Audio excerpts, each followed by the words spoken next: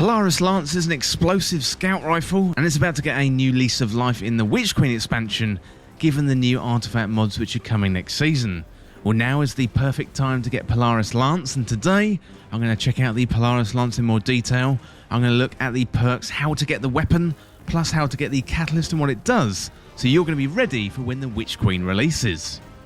Well, if you're new around here or find this useful, don't forget to hit that subscribe button down below for all the latest Destiny 2 content, and turn on notifications by hitting that bell.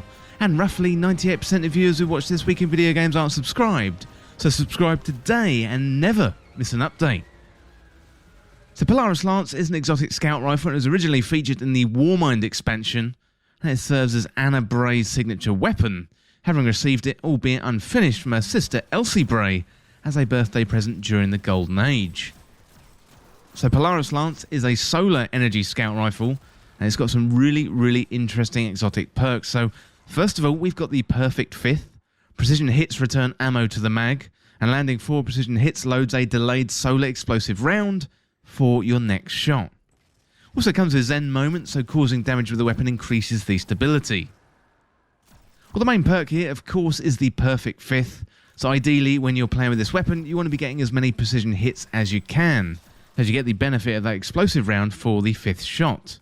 And next season, we've got anti-barrier scouts, so it's going to be really useful for nightfalls and other endgame PvE content. Well, next up, let's have a look at how to get Polaris Lance in Destiny 2.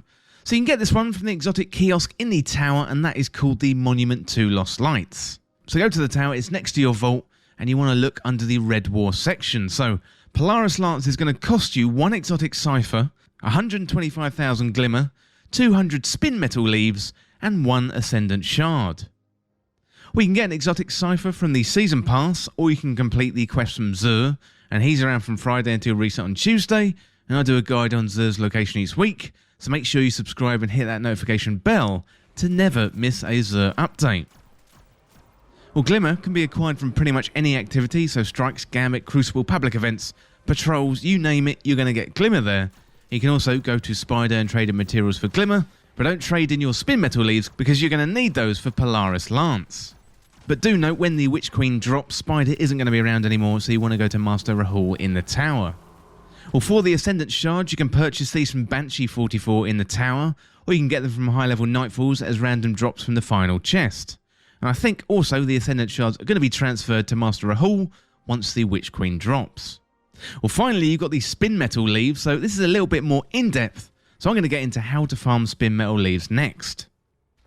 So Spinmetal Leaves are the planetary material found on the Cosmodrome, and there are a couple of ways to get them, so before you head down there, you want to prepare in particular with your Ghost Shell.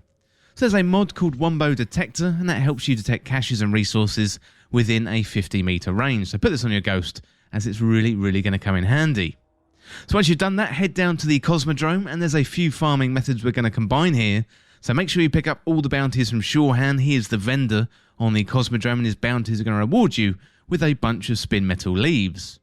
Well, next you want to find the hidden caches on the Cosmodrome. You're going to be able to see these on your map, and they're going to reward you with Spinmetal Leaves.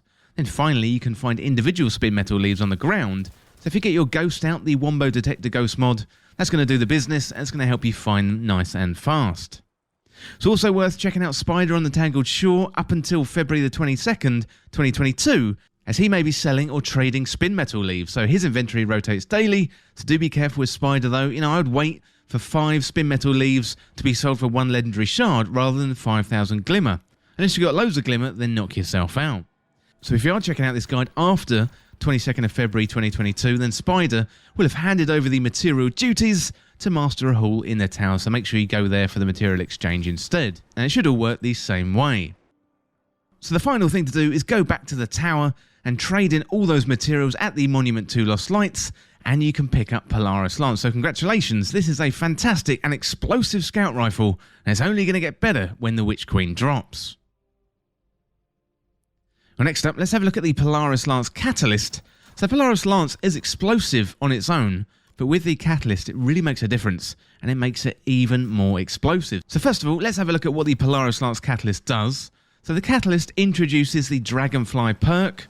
That means each precision kill creates elemental damage explosions. So what you want to be doing is focusing on precision hits, and you are going to be able to get kills with some of them, creating explosions, and then on the 5th shot, that is going to trigger the perfect 5th perk, meaning even more damage, and that's going to be really, really useful in Nightfalls next season, so try and get the Catalyst if you can. So talking about getting the Catalyst, next up, let's have a look at how to get the Polaris Lance Catalyst.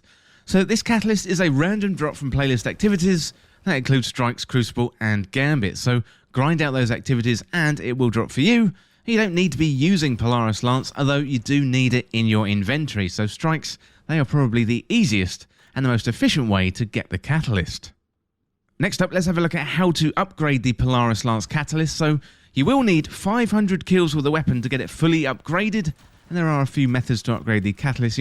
There's no hard and fast rule as to which one is best, just pick the right one for you. Well, first of all, you've got the Shuro-Chi area in the Last Wish raid. This is pretty much my go-to location for all Catalysts. So you can load into the Last Wish raid solo and teleport to the Shuro-Chi location using Wish 4. So once you've teleported to Shuro-Chi, place down a raid banner to get full ammo, and then just kill as many enemies as you possibly can with Polaris Lance. You can repeat that process as many times as needed to get the Catalyst done. So the throwaway in the Shattered Throne is also a really, really good place to go. Battlegrounds is another good option too, and you can select that from the Vanguard menu. Another good option includes the Altars of Sorrow on the Moon, or if you've got it, you can access the Grasp of Avarice dungeon, and that is found on the Cosmodrome. The entrance to that dungeon is really, really good for getting your Catalyst done. As I say, it's entirely up to you, wherever you go and whatever is easiest and quickest to get those required kills. Well, finally, let's check out the Polaris Lance lore. So there's a really nice little lore tab on this one. It goes into the relationship between the Bray sisters, so Anna and Elsie.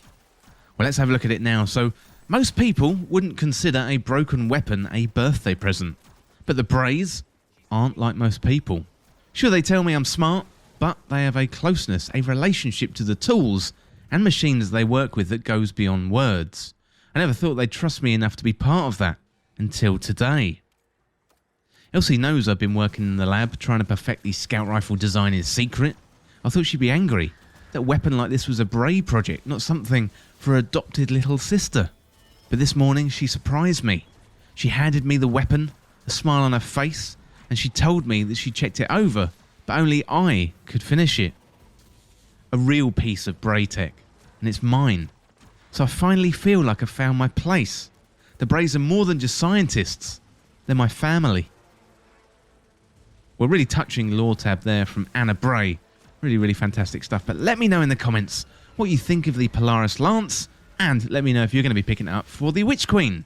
Well, that is it for this guide for how to get the Polaris Lance in Destiny 2. And as always, thank you so much for watching. For more Destiny 2 content like this, hit that subscribe button down below and subscribe to This Week in Video Games. Or you can check me on Twitter at TWIVG Podcast. If you enjoyed this video, found it useful, liking and sharing the video would really help me out. Otherwise, check out the other videos on the channel. Well, thanks again, and I'll see you soon.